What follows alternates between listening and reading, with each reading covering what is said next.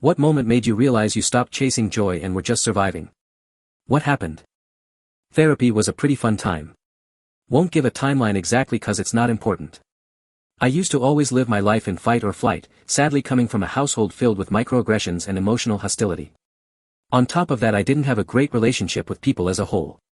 Coming to realize that changed quite a bit for me, but the change itself came quite a few years after the revelation itself. Sadly, reflection after the fact. Wish I could go back. My now ex-wife quit her job after promising me she wouldn't. That started it. I crashed out and had to go to intensive outpatient therapy because I couldn't cope with anything. Realized I'd fallen into a bottomless pit trying to pull her out of depression because for years leading up to that point she was constantly asleep on the couch, not helping with anything around the house. We weren't being physical at all. I was eating my feelings and everything made me angry, sad. Therapy helped me see. Well. A lot. I was raised in a very neglectful and verbally abusive way by an extremely narcissistic mother, couldn't build any sense of self that I ever liked and couldn't make sense of why I always hated myself even when I was achieving things. Working with my therapist is what has been able to pull me out. I'm still not 100% but there is enjoyment to life now and it's increasing. I have some burgeoning hobbies and am looking forward to trying dating again when I'm ready.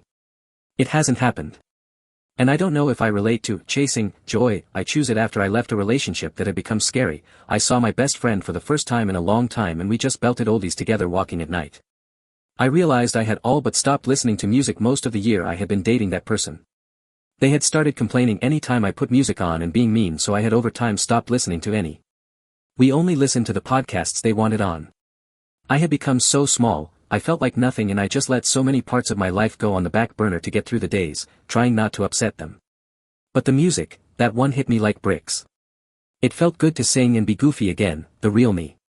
I wouldn't make plans with friends because my calendar was too full with work events that were simultaneously filling up my days but completely draining my reserves.